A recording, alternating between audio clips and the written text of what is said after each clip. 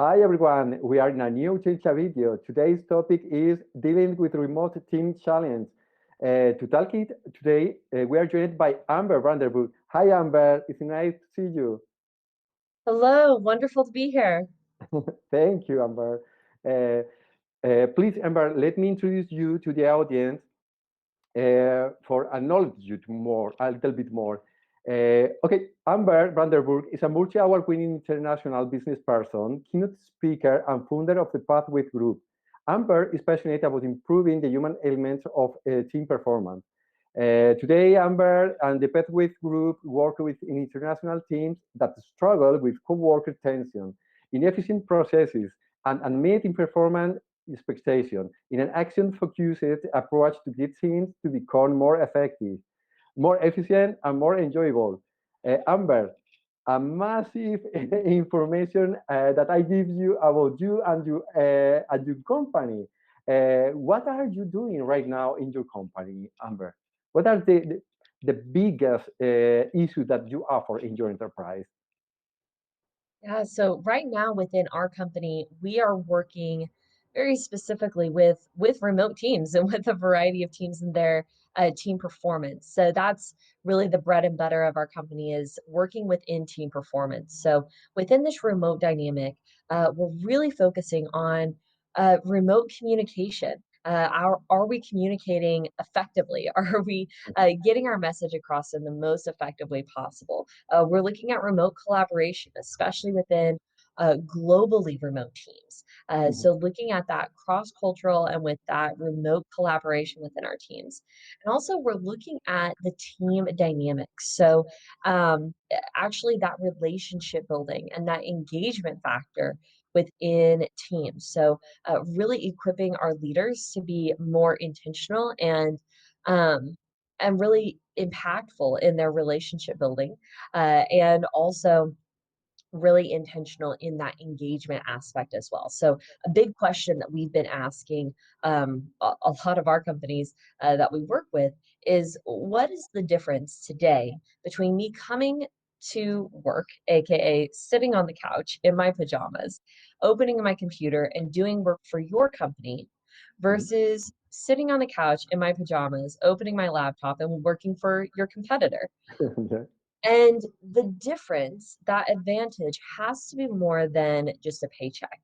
All right, it's got to be more than just the salary that you're in that you are gaining at the end of the day. That competitive advantage can come from the leadership.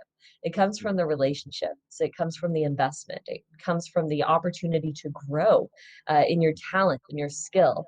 And these are the areas that we are really focusing on within our company in the Pathwayz Group. So we do corporate training and workshops. And so we are working with companies to come up with those ideas, with those strategies, with those action steps that they can take to really create an environment where people thrive. And so that's where those focuses come in on that, on the communication, on the team building, on the engagement, to really create a competitive advantage within your team and also create an environment where a team can perform at their highest level. Wow, amazing, Amber. Right now, in these days, we are suffering COVID. Since once years ago, people moved to his home. In another situation, distributed teams are even located in another country, have been moving, affecting by this situation. What are the activities and the challenge that these distributed teams are facing, and how your and your enterprise uh, com, combat this challenge, how to avoid this challenge? So what we found is that not first off, not all remote teams are the same. There are actually Mhm, three major categories of remote teams, mhm, and depending on what type of a remote team that you are, that's going to have a major impact on the challenges that the team is facing and how we as leaders can be prepared to equip our teams to overcome those challenges. So, the first type of remote team that we found are those globally remote teams.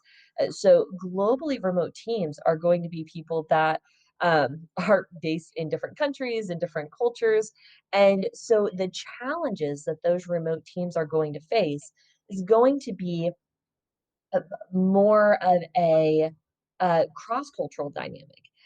They're going to be working with time zones. I know we were talking about time zones, Yeah. before we started, and working across those different time zones is probably hands down the biggest challenge that I've seen globally remote teams face, of trying to make sure we don't have people that are, up at 3 o'clock in the morning trying to, accommodate every single day, right? So there has to be accommodation on all ends. You're probably going to have some issues with what's going on in the actual country and the place where you are. So within the Pathwayz Group, we ourselves are a globally remote team. So we have team members from all over the world. And I recall a few months ago we had some team members that are in the Philippines, and so they were having bad typhoons, and so the weather was dramatically affecting. Do they have electricity? Do they have, are they worried about their home? Right. So that was a huge psychological side, that we needed to be intentional to check in, and it's a different.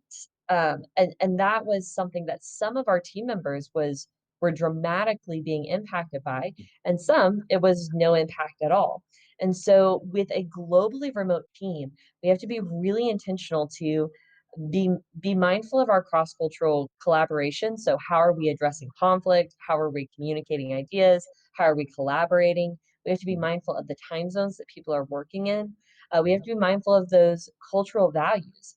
We also have to be mindful of the actual environment that people are in. And so those challenges are front and center with a globally remote team and don't really have as much of a place in a locally remote team. So in a locally remote team, that's when everyone is in the same general geographic area. And especially whenever we're talking about something like COVID, right? So right Yeah. now COVID has so many different angles depending on where you are in the world. But if we're all in the same general place, if we're all on lockdown, then we're all experiencing that together. If we're all opening up, then we're all experiencing that together, right? And so there, you don't have those challenges of time zones and being aware of the environment because you're all in the same general place. But you still have to be mindful of your communication, Yeah. being mindful of being intentional with those relationship building, intentional relationship building. So we might all be in the same general region, right? So yeah. So it's a general region of the area, and so the challenges that you're facing there are going to be different than a globally remote team. Yeah. Those challenges that a lot of leadership teams that we work with really have to do with engagement. It Yeah. has to do with that relationship building side, and we find that the way that we're engaging locally remote teams is a little bit different than a globally remote team. So with a locally remote team, we've actually encouraged our locally remote teams to Mhm. partner with other local businesses. All right. So if we have everyone say in my hometown here in Tulsa, Oklahoma, then we might give everybody in our team something that has Tulsa on it, right? And so there's a bit of pride there. And so that's going to be a totally different approach than a globally remote team. And then that third type of remote team is something that we are now seeing come to fruition. It's something we've been predicting for a long time, and that is a hybrid remote team. So as teams are getting ready to go back to the office, it's still a remote environment, but they see each other one, 2, 3 times a week, and then they go home and then they work from home as well. And so in that hybrid remote environment, we are looking at that relationship side on that team engagement side, but it's going to be again a little bit different. You have that powerful element of human touch and human interaction, and I always joke, there are some people on our team that we have no idea how tall everyone is because we've only seen from, the chest up. And so there's just little things like that of actually physically being in the same place that with a hybrid remote team, you do have that benefit. But we want to make sure that we're still checking in, right? So it's not just a Monday, hey, how you doing? And then not speak for the rest of the week. We want to have that continuous conversation and provide those opportunities for people to actually engage and interact. And so with those, we have really what we've seen as a trend is really having a focus on the collaboration side and the relationship building side on the days that you're in office. And then on the days that people are working at home, that's when there's more of a focus on maybe more of the menial task, the tasks that require a lot of silence and focus. People will work on that. So there's a different division of work. Whereas beforehand, we were splitting that up between the days or between the hours of I spend the first hour of every day kind of going around saying hi to everyone. Now we do that on days. So on these days, I do a little bit more communicating with my team and relationship building with my team. On these days, I focus more on the production side and getting that those tasks done. So there's a difference in the way that we are divvying up our time and the way that we're managing our time, especially within a hybrid remote team. So the challenges that we're facing there is really making sure that it's not a 1 day a week Yeah, thing, but it's a continuous conversation and people feel comfortable if they have a really big event, because this is something we've seen with some teams that we've worked with different workshops where we'll have a team member that the check-in is on Monday and a really big life event happens on Thursday. And there's this sense of feeling that I don't really feel like I can tell anyone until our check-in on Monday, even though I need to tell somebody right now. I know. Right. Really. And so it's having those continuous open doors and continuous conversations of yeah, if something big happens on Thursday and you want to share that with your team and you need to speak Mhm. with your leaders, you don't have to feel like you need to wait till Monday when we're back in office, but you can have that conversation right then. And it's a continuous uh, conversation as we're building. So whenever I work with leaders, the first thing that we identify is what type of remote team are we? Yeah. Because that's going to have a dramatic effect on what challenges we're facing and the strategy that we need to take to be intentional. So um, I'm really wary of saying, okay, this is the one way to build engagement with your remote team because they're very different situations that your team is facing. So the first advice that I give is definitely identify what type of remote team you are Mhm. and identify specifically the challenges that will come with that remote dynamic.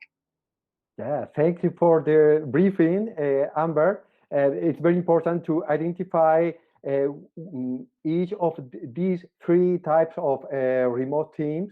Amber, I was thinking about the situation, this situation. Everybody is located in a different country, even in the same country, is located in another building. It depends of the type of remote thing. I think that the technology is a very important factor to engage the communication and engage the team to acting. Um, for all the audience that is watching us right now, what are the benefits that remote work could provide them? I mean, what is the benefit that remote team can get on technology, working with the technology and provide to the team? Well, technology is going to be a massive tool that we're using within teams, right? Whether you're remote or in person, technology is going to be front and center to your organizational success. So within our teams, that onboarding piece of new technology and new team members is really important. So especially at the beginning of the pandemic, there was a lot of organizations that bought and implemented a ton of new software, a ton of new tech tools, a ton of new resources for their team, which is great. Um, but technology is only as good as you know how to use it, right? So you have a tool, if you don't know how to use it, it's not going to be very beneficial. So we've worked a lot with teams to make sure that the tools that we have in place and the resources that we have in place with the organizations are actually being used in the most beneficial way possible. So I was actually working with a large company a couple weeks ago, and they had a very elaborate um, system that they were using. They had a ton of different tools within their toolbox, but only one or two of them were actually being used, which is fine. But so we asked the question of why are these other tools not being used? And the reason was because there was wariness in what the tools were, how they could be used, if they were going to mess something up, right? And so there was a lot of wariness and a lack of training. It was a lack of knowledge and a lack of training that we found. And so as we're working with more and more teams, we're finding that um, technology is going to be critical to your organizational success, but acquiring the technology is not the end answer. There's some Mhm. follow-up questions of, are people aware of the resources that we have and do they know how to use them? So right now, again, at the beginning of the pandemic, there was a lot of new technology brought in, and now we're seeing a retroactive training flow wave come in of people saying, okay, we bought this. Now, how do we actually use it? And especially within that onboarding piece, whenever you're bringing in new employees, um, it's very easy to say, um, well, we operate off of Teams, so here you go, here's your Teams account, go forth and be productive. And honestly, a lot of teams that we work with, that's the extent of that onboarding process, which will get you as far as, okay, I can probably figure out how to use a chat and how to do a video chat, and that's the extent in which I am using Teams. And so actually having that follow-up training of saying, okay, this is how we use this piece of technology within our company. And that's really key because that's going to be that culture side, right? So, what's Uh-huh. the difference between working for this company and that company? It's not only going to be the tools that we have, it's going to be how we utilize the resources Yeah. for that communication piece. Um, so that's really important. And then the other thing that we have that really has made a major impact, especially on the communication side, is recognizing the variety of different ways that we can communicate our message. So it's more than just a face-to-face conversation. We can do text, we can do video chat, we can do emails, we can, we have inlet, we can use Slack, so we can use a variety of different methods of communication. And so we work very specifically with teams to identify what is the best medium of communication to. Mhm. A lot of times great messages get sabotaged through the incorrect method. And so we look at two major things, and that is the complexity of the message and the emotional nature of the Mhm. message. So if I have a message that is specifically about somebody's performance, Mhm. that's probably going to be a very emotional message. And sending Mhm. that out on a memo is probably not going to be received very I well, agree. I or agree. as well as an in person conversation or a video chat. So we look at the level of feedback loops. So, how quickly is that feedback loop going to um, how quick is that? How quick are you going to have a feedback loop? So we're going to provide a span of time for questions. We're going to have a span of time for those messages to really sink in. In the same regard, if I have a message that's very complex and is probably going to have quite a few follow-up questions, we need to have an opportunity to read the room. So actually see somebody's face to see Mhm. if they have any questions.